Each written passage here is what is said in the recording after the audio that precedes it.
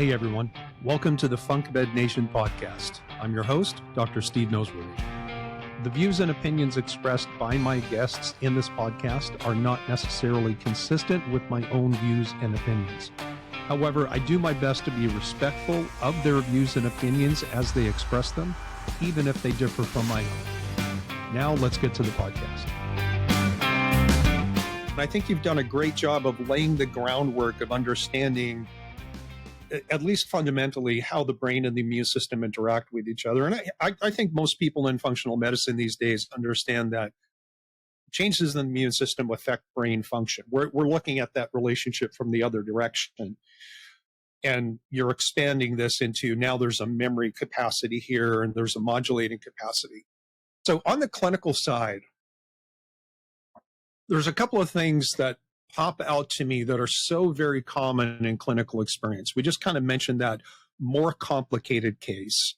I don't know if the terminology has changed, but in functional neurology, for many years, I've referred to many of these cases as what we call, mesolimbic plasticity. Mm-hmm.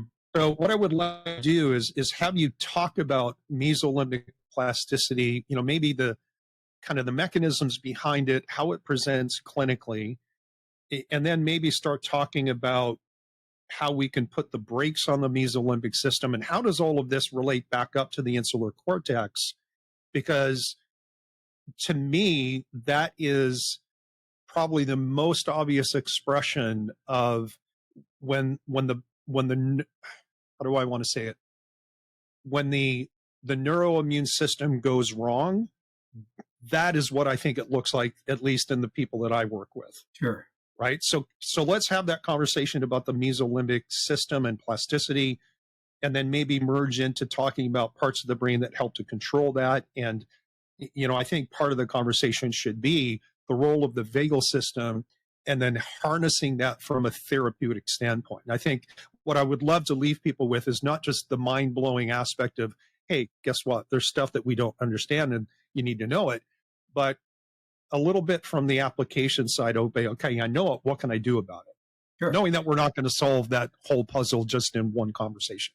So Let's start with the mesolimbic system and what is that and what is mesolimbic plasticity? Sure. Well, I don't think you can define mesolimbic without talking about the pathways that construct that in terms of, when we went to school, we looked at pain, and the primary pathway coming from the spine to the brain was the spinal thalamic tract. Okay. And looking at how your pain fibers came into the spinal cord and then they summated on the thalamus. Okay. But you read current textbooks, they don't define it as the spinal thalamic tract anymore. They define it as the anterolateral system. Okay. And that consists of not only the spinal thalamic tract, but the mesolimbic tract and the reticular tract, the spinal reticular tract and the spinal mesocephalic tract. Okay, so and what that does is allow us to go. Okay, when we pinch our skin, we get a sharp, let's say, attack. We perceive the sharpness of it, but then the mesolimbic side of it and the reticular side of it's going to give us the idea of the feeling of the pain, okay? Not just the description of the pain. And so in that pathway of mesolimbic aspect, you're talking about the mesencephalon, the midbrain, and the area of that where we're going to allow us to, really pick up on pain modulation. And then we get into the reticular tract that allows us to feel exactly the type of pain that we're having. And so what we know about those areas is that the cells in those areas of the mesencephalon are very sensitive to cytokine shifts and on the receptors of those cells. And in very particular... And you're saying cells in the mesencephalon. In the mesencephalon, yes. Yeah. Okay. And very specifically, the interleukin-6 aspect, okay? And we know that interleukin-6 is a pro-inflammatory. We also know that there's some aspects of it might be a little bit of an anti-inflammatory, that it oscillates. But in a lot of instances, when we create higher levels of IL-6 production, we're going to create more of an inflammatory response. And that particular response then seems to increase receptor saturation to those areas of the mesencephalon. And in that area of our brain are connections to our limbic centers of our brain, our emotional centers of our brain, but also our arousal centers of our brain. Right. And then what we also know is that we have our frontal cortex, and both frontal cortex is on the right and left. We know that there's primary pathways that come down that we refer to as our frontal striatal networks, okay, that are trying to always keep a modulation on these more limbic pathways, or, you know, our older structures of our brain, okay? And we also know that inflammation can have a real big effect, especially neurogenic inflammation in the frontal cortex, and that all of a sudden now we can inhibit those mesolimbic pathways. So now those pathways are coming to a higher level of excitation. So in an inflammatory state, we get the onslaught of activation to the mesencephalon regions, but we also can dampen the frequency of firing of our frontal lobe, and now we lose inhibition. And so at the thalamus level that we've talked about briefly, is that the thalamus is just cranking away. It's getting bombarded with a lot of this sensory input that when our brain is healthy and not inflamed, we modulate that input. Right. And so now we get these patients that are really wound up, and then does that lead to, in the neurology world, what we would term as perseverations? Do they get these thought patterns now that become more fixed? Okay, I think that's a big thing in the chronic pain world, is that you know, patients that are constantly thinking about things that they're worried about, whether it's their leg pain or some other thing, or they're worried about a certain food that is going to trigger an immune response. And so now they're just hyper focused on that.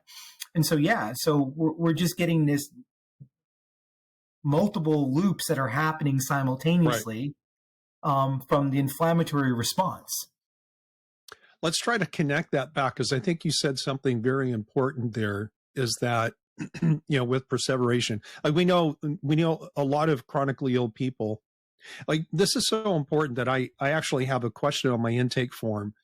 Are you a glass half full or a glass half empty person? Yeah. Right. And if somebody says, like, I tend to fall on the negative, I'm kind of a glass half empty. And in my initial consult, I might ask them questions about, you know, do you spend a lot of time thinking about negative things, whether that's about, you know, worried about your health or problems in your marriage or problems at work? Because the more somebody spends time ruminating, and this is, I'm trying to connect the dots here, is that if we now have an understanding that immune and inflammatory events in the peripheral body create an imprint of memory in the brain, that if we activate that part of the brain, we can activate the immune response in the body in the absence of some type of peripheral trigger, that person who has this plasticity in their mesolimbic system can have emotional responses to memories of perhaps unpleasant things and create systemic inflammation and more local inflammation in parts of the body that's been injured in the past. Is that a rational connection to make? Absolutely.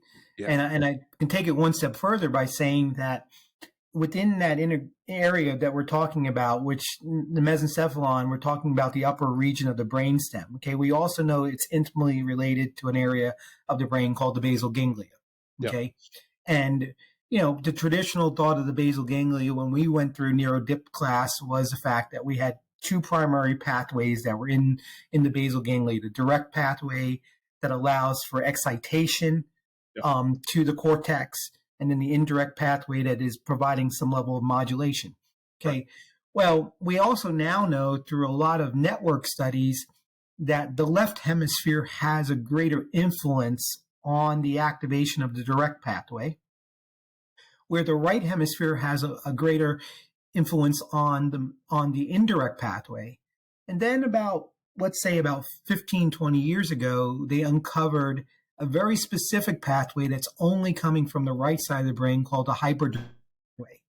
And the hyperdirect pathway is coming from the inferior frontal lobe, and it's also coming from the supplementary motor cortex. Mm-hmm. Now, it's coming only from the right side, but it's going to act on both basal ganglia, okay? Now, in our world, the world that, in the developmental neuroscience world that Dr. Melillo and I will look at, one of the things that we're always seeing is that we're seeing patients that have a greater activation of that direct pathway, okay? And when you get a greater activation of the direct pathway, not only are you going to get increased motor firing of the brain that may come out in the form of any type of hyperactivity or impulsivity or tic or Tourette's, but then you can actually have the cognitive piece of it, okay, that's now lighting up all the cognitive networks.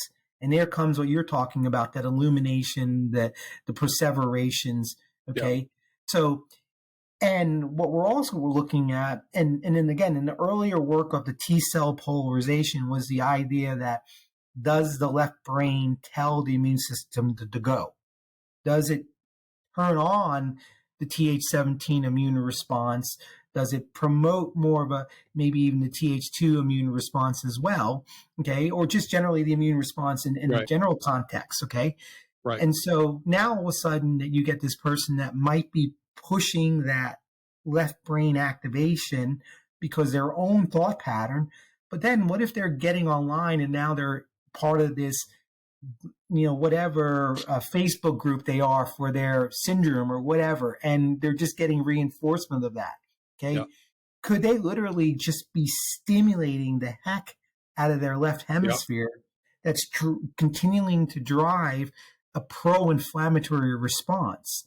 And then the right brain, through the hyperdirect pathway, is not strong enough to maybe dampen that response. And at the same time, we also know that the right brain has probably a greater presentation of vagal influence. So now the inflammatory reflex loop can't come down and modulate that peripheral inflammatory response. Yeah. So now we're just in that state where we're pumping out IL-6, we're pumping out NF-kappa B, driving a STAT3 presentation, that whole loop there, TNF alpha, and you're just reinforcing these loops. Yeah. So, and just for clarity, like it's not like, I'm asking this very sarcastically, but it's not like there's a specific herb that you can take for your right hemisphere to drive the hyperdirect pathway. No. Or something to specifically, like, some vitamin, mineral, or supplement inhibits the left indirect pathway or something like that, right? Or no, I mean, the work we're using now is we're using transcranial stimulation to do that, okay? That can allow us, especially transcranial stimulation with direct current stimulation, where we can do an excitatory activation and an inhibitory activation. So if we feel that the right hyperdirect pathway needs to be activated, we can do an excitatory activation to that. And then we can also place the electrodes in areas to dampen down the direct activation. The work that's being done in photobiomodulation, low-level lasers, that work is just unbelievable right now, that we're beginning to understand the capabilities of not only with the frequencies that we're using for pain modulation and inflammation, but now beginning to understand the wavelengths that we need to use to increase some of these neural networks. Like we know, for example, when we do QEEG work, okay, this has been well defined by Dr. Melillo, but other researchers, that those patients that might be more in that illuminated mode or perseverative mode, or let's say they're classically diagnosed with anxiety or OCD, they typically have high beta brain waves. And so their brain waves are firing at a faster level. So we should have beta brain rhythms, but they seem to have an excessive amount of brain, and especially in that left side of their brain. Okay. So now with photobiomodulation, we're being able to see ways that we introduce slower brain rhythms like a delta theta brain rhythm to kind of calm down that high beta rhythm. And that's what we're seeing now with our work with being able to use these modalities and then reimage or do the QEEG and or just see symptomatic change in the patient. Yeah. And you're selectively affecting different parts of the brain by choosing different wavelengths of light. Yes. Or different frequencies if you're doing transcranial direct current. Is that what you're using? Correct. Yeah. And then even in the work that I know others that are colleagues of ours that are doing it in the transmagnetic realm as well too. Okay. And I think there's going to be a huge place for that as well. Okay. So we're getting back to more specificity. The idea that can we inhibit or excite certain neural networks. Okay. So for example, like with low level laser, we might be doing things at a low level laser level to change the patterning of the brain rhythms with the low level laser when we're shooting at the brain. But then in the peripheral, we might be at a different frequency at a localized tissue to calm down the inflammatory storm that's going up the afferent pathways to the brain. At the same time, you also probably doing your functional medicine work as well. Yeah, and I think they have to be done in parallel for sure. So, in fact, I want to come back to the clinical stuff, but just to reiterate on the mesolimbic stuff and where, like, how. Let me ask you a question and have you answer it rather than me posing something. If someone comes into your practice and there is a problem with immunoception, how would you, like, what does the prototypical case look like? What are the complaints? What are the presentations? What are the promoting or aggravating factors? Just so that we can give people listening something to latch onto, that if they hear this in clinical practice, they might go, okay, this is brain immune dysmodulation. Yeah, well, I mean, for me, I've seen it in just people with generalized headaches. I've seen it with people that obviously have, various systemic, pain that's happening all the time, or chronic pain syndrome, patients that have had, this going on for many years, even just the generalized GI aspects. I think that all that can probably be put under the term of immunodysfunction. And then from there, you're saying now the question is like, how am I localizing it and trying to determine, and so to me, you're going and you're doing your laboratory workups and you're looking at your inflammatory markers, but then are you taking it one step further and saying, okay, can I begin to look at this T cell presentation or the T cell polarization presentation based on some classical markers, but obviously some advanced, immunological markers and labs that are out there that give us that.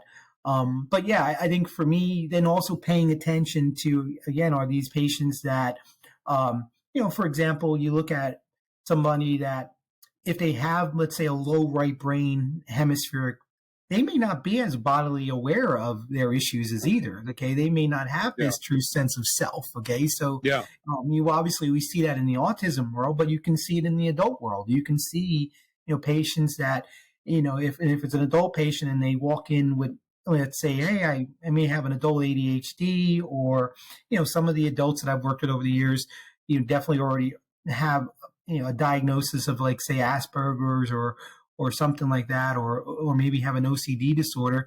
You may clearly get a sense that they don't have a sense of self, that they don't perceive their reality very well.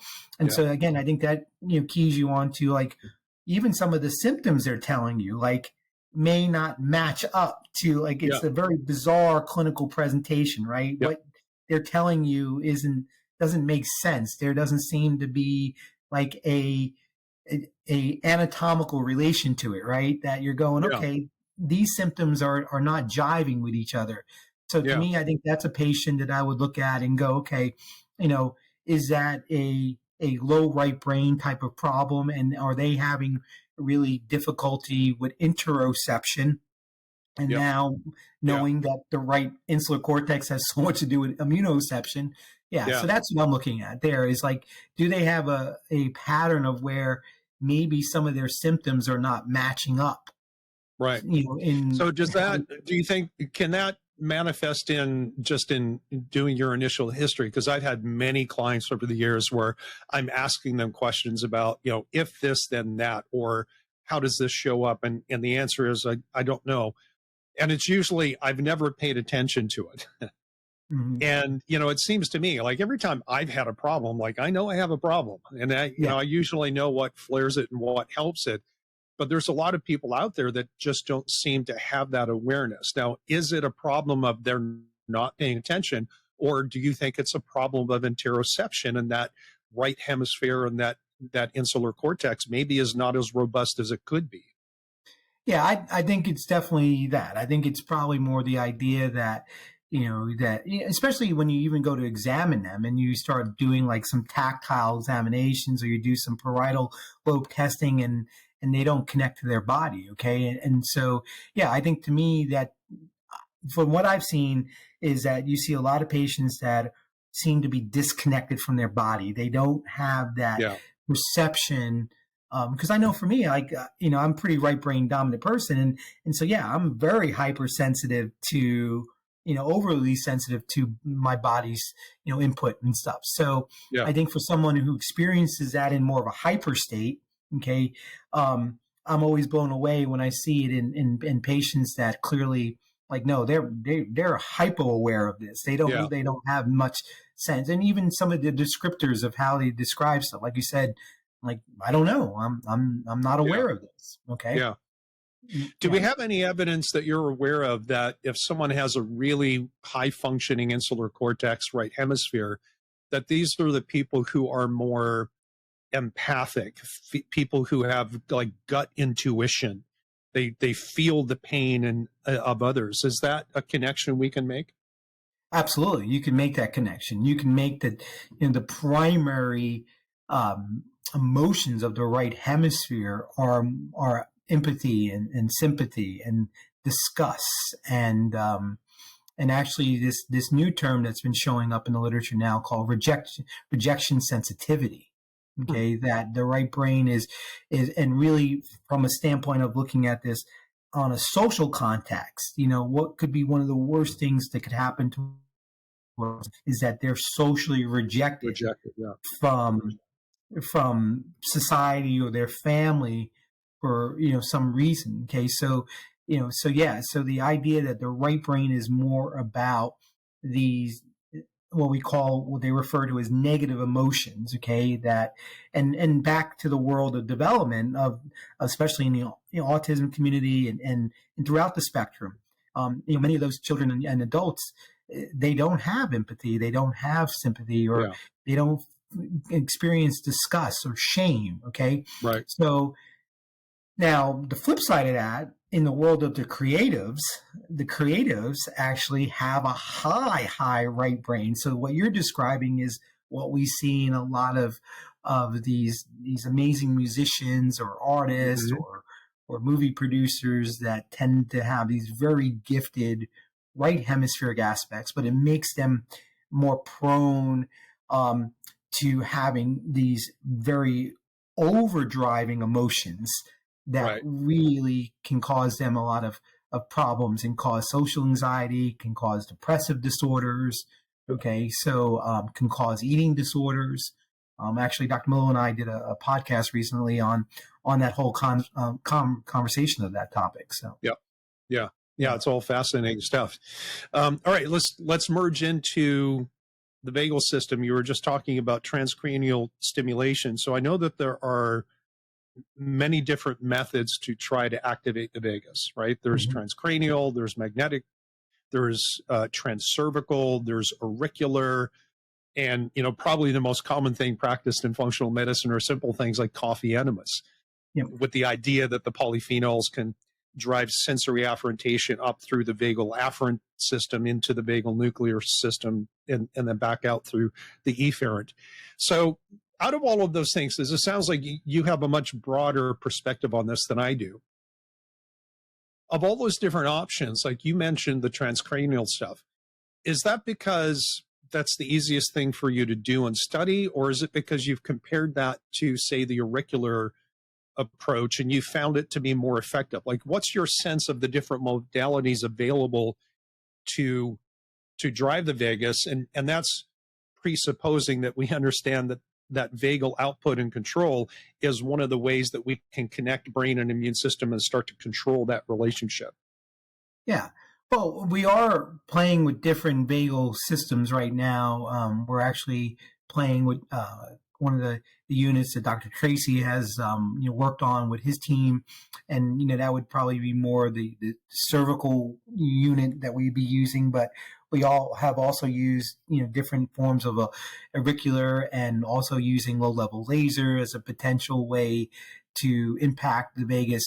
So, on the transcranial side of things, we're doing that to maybe impact more specific neural networks. Okay. So if we want to address maybe that overactive direct pathway that we feel is playing a big role in those mesolimbic type of disorders, the mood disorders, okay, especially in the autism population, the OCD tendencies that we see with them. Okay, we're going to use that, but we may also come in behind it with vagal type of applications, and again, I think it really just comes down to the type of case that we're working with. If we're working with a child, we may try to do some passive types of modalities to the vagus. If we're working with adult, maybe we do some of the active types of way to activate the vagus, but then also do it with a passive modality. Okay. I think there's still a lot of work that needs to be done in those arenas to try to figure out, like, is there one or two go-to, companies that, like, we feel like we've got the frequencies nailed down. Okay.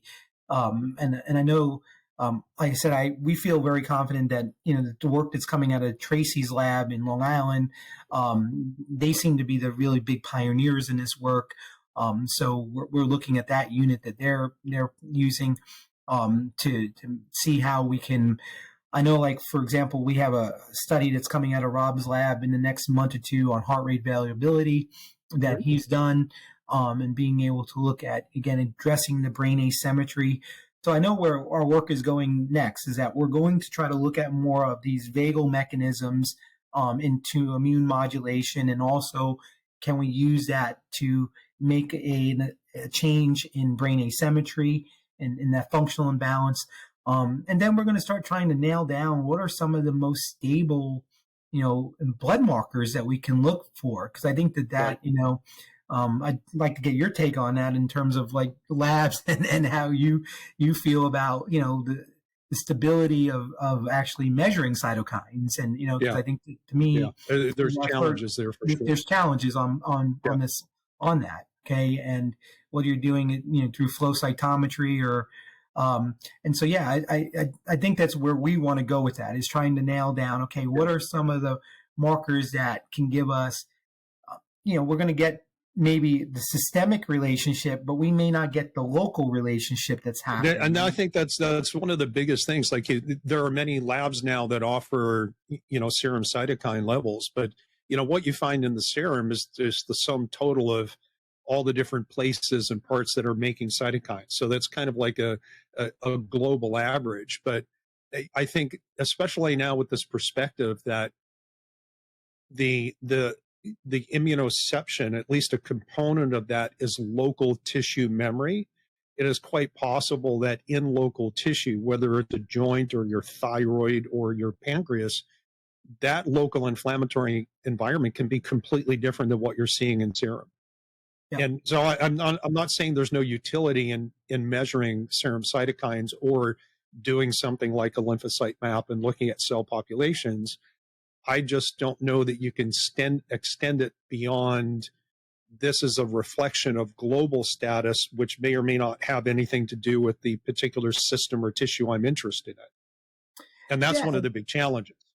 Yeah, and I think the other challenge that comes into play is the nature of the naive T cell and how fast it could actually change and morph into. Because I think when we probably early learned it, we probably learned it in a very static way where, hey, it's TH1, TH2, TH17. Exactly. And now we're beginning to understand that with these autocran loops that they can morph really fast and for one moment be pumping out maybe a Th2 system and then switch right into a Th9. So how do you account for that? So I think for me, I'm looking at it more based on global brain relationships and how can I modulate the autonomic nervous system and monitor the networks of the brain, and then try to say symptomatically, okay, hey, this patient has shifted from a Th2 dominance now to more of a Th9 because they're making copious mucus, and that's happening in their lung fields. And so, okay, now how do we maybe back down Th9, and what compounds are we beginning to know? Because I think we are getting better at understanding what compounds are impacting these cytokines. The question is, how do we measure these cytokines?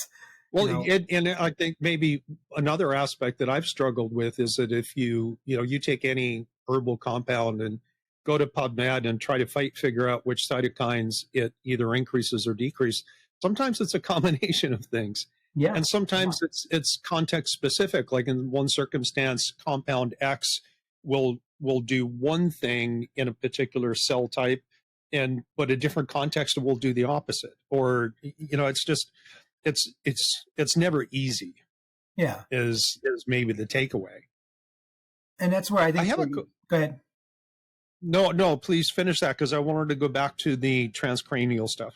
Yeah, so and that's where I was going to go back to. So I think for me, merging the two disciplines is, I would probably say we try to be a little bit more brain centric and try to say, okay, how can we look at the networks and get the networks to be modulating better and synchronizing better, and then be able to then look down, peripherally, because you talk about, especially in some of these adult patients that we're looking at a lot of these pain syndromes, inflammatory systems. But one things that I know that Dr. Melillo and I have seen over the years of when we're teaching is that we're teaching predominantly to an adult population of practitioners or therapists that are taking our course. And when we start to delve into primitive reflexes, and we start delving into, how to examine primitive reflexes, and we pull a population of these practitioners onto the stage and we start checking, we're always blown away that probably 9 out of 10 adults have retained primitive reflexes. And one of the most common retained primitive reflexes we see is the Moreau reflex, that is part of the fight or flight reflex, or even the fear paralysis reflex that's not inhibited because the Moreau reflex never fully integrated. So looking back at, again, these patients, even in the PTSD world or the mood disorder world or the pain inflammatory mechanisms, if you're not checking for primitive reflexes and you're not looking at that role of what's happening at the brainstem level, I don't know how you work through that process for that patient. Yeah. So as it relates to all the different modalities that you could use to either address the cortical aspects of this immunoception or vagal and peripheral tissue, would you say it's a fair thing that there are certain modalities like transcranial or maybe the photobiomodulation that would be more applicable to the brain side of things, whereas when you do some kind of a vagal stimulation, even though the vagus is part of the central nervous system in that respect, that's really more of a peripheral tissue, because you're trying to activate the vagus to harness the descending cholinergic parasympathetics to inhibit inflammation in the cells and the tissues. Do you think that that's a fair distinction to make? Yeah, I do believe that's a fair distinction. And I think that's why, we kind of layer it in relationship to that. Again, we may try to go in and we do vagal aspects, especially if we're dealing with some type of gastrointestinal inflammatory mechanism, we'll use vagal aspects. But here's the thing that I think is often forgot about the vagus, is that the vagus is also anatomically related to a lot of those vestibular nuclei. Okay. Mm, And all of a sudden back to the adult patient, yeah. and they have underlying vestibular dysfunction. Okay.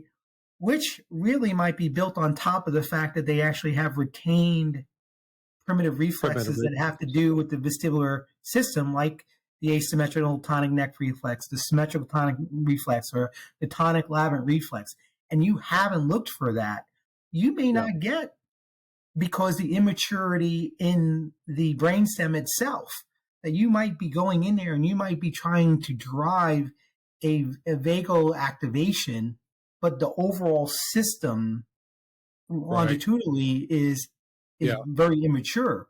Okay. Yeah. So I think that that's a big thing that we got to, again, I continue to press upon, I think, in the functional medicine world, because as I'm out there, I'm lecturing, and I'm also part of different groups, and one of the groups being a part of is the coaching's group. And so I get, a lot of times I'll get some of these functional medicine practitioners like, hey man, will you mind taking a look at this case for me from a neurological perspective? Because I Yeah. think that might be a missing piece. Yeah. Here I am.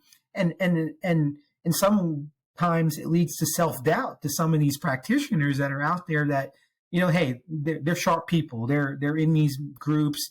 They're going to postdoc programs. They're getting staying on top of their continuing ed and everything, but they're getting beat up out there. And I'm going like, Yeah. you might want to make sure you're making that relationship with a really qualified functional neurologist Yeah. that can come in and do some co-management with you, because I just don't think in these broader cases of complexity that you cannot, get to the quote unquote bottom of this without, in the integration of both. Yeah. And so, like, because there's a growing subset of functional medicine, even functional neurology practitioners that are opting to do predominantly or entirely virtual. Like, my practice is entirely virtual. And there are some things that I can do observationally from a neuro exam standpoint. I can even have somebody stand up and, do some cerebellar, fine motor control stuff. I can get a general sense of what's happening. But with respect to these primitive reflexes, is that something that must be done hands-on, or is that something that you can have someone do a self-evaluation and report back? Like, how would someone who has a virtual practice think about implementing that? Or is the only choice, you have to be present and hands-on, or find someone in your community, like a chiropractic neurologist, that can do this in conjunction? I've been working virtually, even long before COVID, and so I think you can teach it. You can usually teach it to the patient. Really can't do it on themselves. They need their spouse, or they need some other person to perform it. But you definitely can, instruct people on how to do it. Okay, and we keep it pretty simple, where we're looking for like 7 primary reflexes that we're going to check. We're going to check the palmar reflex. We're going to check the rooting reflex, the snout reflex, the Babinski reflex. Then we're going to go and look at the spinal galant reflex on the back, and then the Moreau and the vestibular reflexes that are there. Yeah. So about 7 or 8 reflexes that, once you create a system for it, can be taught in a few minutes, and for the most part, they're probably going to be able to observe that it's there. Okay. Yeah. And then once it's there, there are very specific remediations that can happen. But, like I said, I really believe that this has to be part of the adult neurological exam in chronic patients. I rent space out of a practitioner's office, and my colleague Craig Steingraber, and I know that's something that he started doing about several years ago. He worked that into his physical exam in his general musculoskeletal Func med type of practice, and he was blown away with how many primitive reflexes that he was finding in just his general population. Okay, and then starting to try to do rehab on that. And maybe a note of encouragement to people who are listening, who are getting a sense of I should probably learn more about the brain and the immune system. Like, you don't have to become a chiropractic neurologist and actually get your diplomate. you can learn some fundamentals and begin to implement. In fact, when we were both going through the programs, we didn't wait till we became diplomates to do this in practice, right? You learn it in bits and pieces. You learn the fundamentals. You start doing the fundamentals. Then you start to realize there's more to the fundamentals, and you learn more stuff, and you just keep adding to your toolkit, so to speak, over a period of time. So I would encourage people not to shy away. And maybe the answer is, to connect with you guys in your developmental courses that you teach. And we'll make sure that we put, whatever links you want me to put out for other practitioners that you think would be of interest and helpful to them. I'll put those in the episode description. So let's, I have a couple of more questions. Sure. But we should probably bring these 2 episodes. I would love to have you back to, maybe we could do a whole session on primitive reflexes and just kind of the fundamentals. Yeah. Or, I think at one point it would be great. Maybe we tag team it with Dr. Melillo and we get him on this thing as well. Yeah. And, we can get both you guys on and just, talk about the work that you guys have been doing and maybe get, some practical training. But, quite often, I'll go back to, when I teach the brain chemistry seminars, inevitably there's maybe 2 chiropractic neurologists that are in the room that understand the brain the way that you and I perhaps do.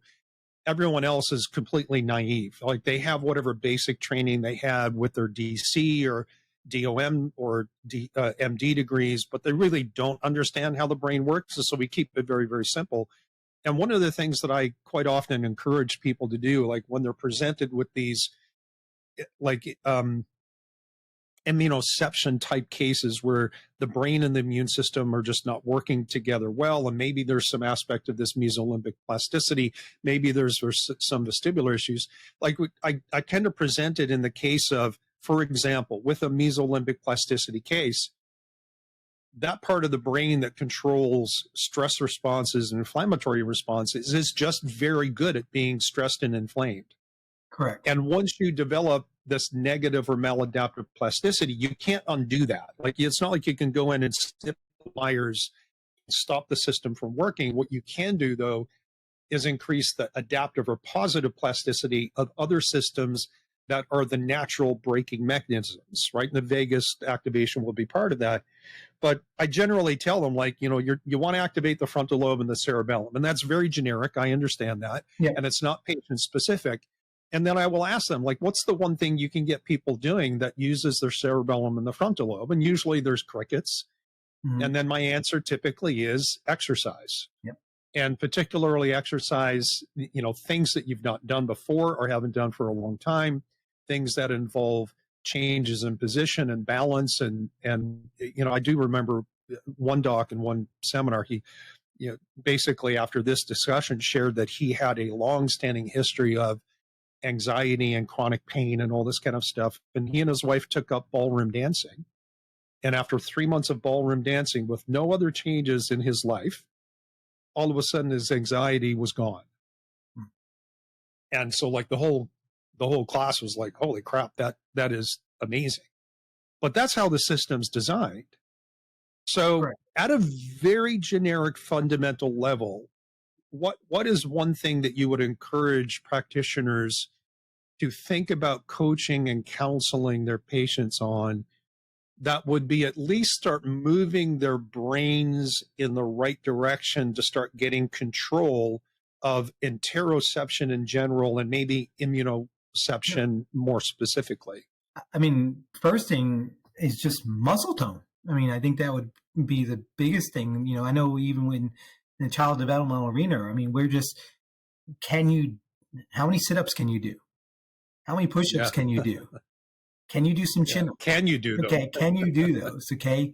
Can you do Can you lie on your back and lift your hips off the ground and maintain a bridge for 60 seconds? Okay. I know we teach in the developmental course, there's normatives on that. There's normatives on can you hold a forearm plank? Can you hold, a push-up plank? Okay. And so right off the bat, I think that's something that, and obviously we know that in the inflamed population, that may be a thing like, hey, okay, well, I know Dr. Karazian's been talking about for quite some time. Well, let's just get a sustained contraction of a muscle. Yeah, even if it's isometric, right? Isometric, right? Exactly. Something that, so in my patient population, and I work with quite a bit of the geriatric community as well, and I'm doing that, and they're always coming back and saying, wow, I can't believe just doing that simple exercise like that is making my brain function better. So to your point is, can we drive that cerebellum vestibular complex? Okay. Like what you're doing right now, just moving your head up and down and going in a yes pattern. Okay. Firing that vestibular pathway or firing in a horizontal pathway like that. Okay. Especially if we want to impact maybe some of those vagal centers that, so doing horizontal rotational movements. So again, just having patients just try to do some of these simple cerebellum vestibular pathways that then we know are going to have a consequence on those frontal lobe pathways that we can explore more in a later conversation. But those 5 primary loops that are going to come down and, like you said, have that descending inhibitory inhibition, especially on those mesolimbic pathways. And I think that's where, back to, not to pick on functional medicine so much, but I think that, we lose sight of that, right? We're not doing some of that in the workup with our patients and saying, okay, how do I load the brain? Okay. And our background is going to be that. We're going to try to say, hey, let's go activate you're always been physically into fitness and doing everything you're doing. And I know that's something that has been a huge part of my life for the last 10 years through, various type of fitness programs. And I know my brain is working better than it's ever been, probably because I go, like you say, and introduce all these different dynamic aspects, whether it's TRX straps or kettlebell movements. And I'm literally now more than ever doing that with the younger generation of kids. I'm telling parents to, hey, get your child a little 5-pound kettlebell and let's start teaching them all these dynamic maneuvers. Because in the earlier days, we spend so much time focusing on static posture and okay, again, supine bridge stability and lying somebody on their stomach and seeing, can they hold out their extremities and extensors? And I saw changes in brain function. But then one day it just dawned on me, well, what if I start having them now do some more dynamic maneuvering? Okay. And we started doing that, and lo and behold, they started developing even more complex cognition and language and so on. So I think that's the biggest thing, is trying to get people to understand that movement is probably the most important thing they can do. Okay. And then from there, making it a little bit more specific for that particular patient population. Yeah. Yeah. I've said a lot lately, like in social media stuff, that if I was forced to, like I would order diet and exercise, like I would choose diet and exercise modification over nutritional supplements anytime as a clinician, right? Because you can't out supplement a bad diet. You can't out supplement a sedentary lifestyle. Yet, we have so many people, even healthcare consumers, who they don't want to change diet and lifestyle. They just want to know what supplement to take to fix X, Y, Z. And sometimes that works out. That probably will come back and bite them in the end. But ultimately, it's, functional medicine is it's just about more than the supplementation. Yeah, and I know, for me in the geriatric community, one of the things I've been having those patients do for many years now is go on, Amazon and buy, a real inexpensive whole body vibration platform that they can use and then teach them how to do, just again, some basic exercises that they can do. Sure. There's normatives on, can you do a sit to stand, test, and so, all that. So I think that's the biggest thing, is you start out with, can I load the cerebellum? Can I teach people that there are basic norms? And I remember years ago, my patients were shocked when I showed them that, listen, we know that there are normatives on how many sit-ups you should be able to do when you're 60 years old or 70 years old. People are like, really? I'm like, no, there is. And so you start showing them those norms, and you just start trying to get them to work towards those things. And so, I think that to me is one of the best ways that, especially the right brain, because the right brain has so much to do with more of your visual spatial relationships. Again, this idea of where your body is in space and time. Your right brain has a lot more to do with your overall gross motor function, as opposed to the left brain being more about fine motor aspects. So that's the thing that I'm always trying to get all my patient population to do, is to get more movement in their life. Especially the general stuff. I have a handful of cases right now that, the ones that really stand out to me are combination of Lyme and neuroautoimmunity. And, these are people, like most of our complex cases, that have failed with 7, 8, 10, 15 other practitioners. And, I'm the Obi-Wan Kenobi, the final hope. And so in the last year or so, I developed what I call my ground zero program. And I'm not ready to share that with anyone, but it's just me playing around in my own little mad scientist laboratory of a practice. And, it focuses in on baseline, like assessing VO2 max capacity, doing VO2 max training at capacities that they can recover from and not exceed their metabolic tipping point, and then introducing global movement patterns that form the foundation of human movement. And what I've heard you just say, at least I think I did, is that when you look at gross movement patterns, things like squats or deadlifts or presses and pull-ups or rowing movements that use the shoulder girdle and the hip and the posterior chain complex, yes, you're firing your entire brain, but there's a more specific focus on right hemisphere activation, which then has tremendous benefit for interoception and immunoception. Correct. Yep. And this is why for years, people like you and I have said, not just movement is medicine, movement is, let's call it brain nutrition. Absolutely. Right? You feed your brain by moving your body, because you can't move your body without using your brain. Yep. Right? Yeah, and the idea has always, the technical term for this in neuroscience is motor cognitive binding. Okay. That cognition is built on the complexity of the motor system.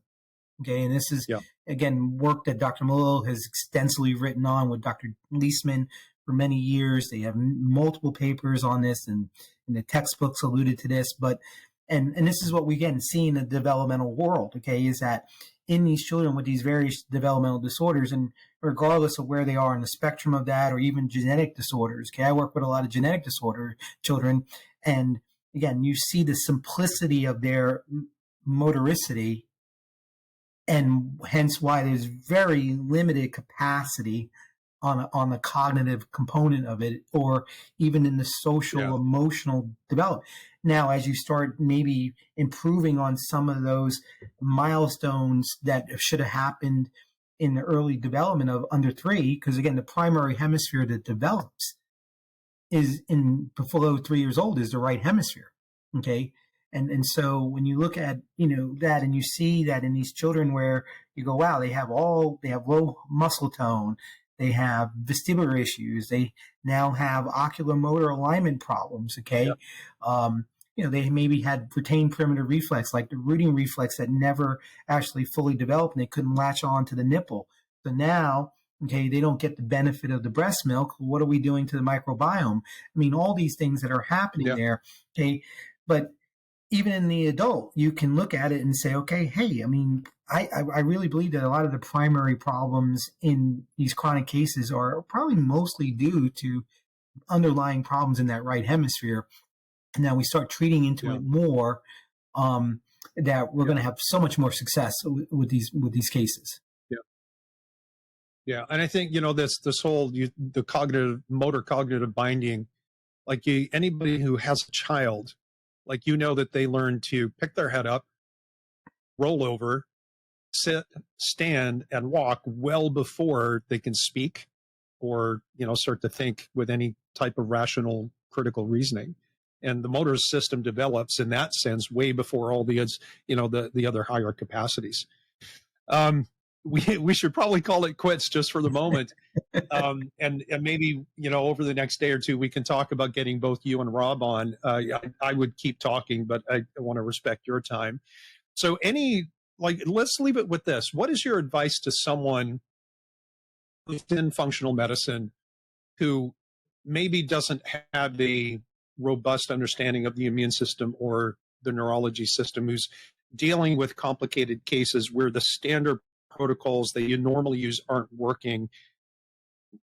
Just simplify it into a couple of minutes if you can. Like, what's your best advice for them to get started on how to see these cases and maybe fill in these holes of what they should do clinically?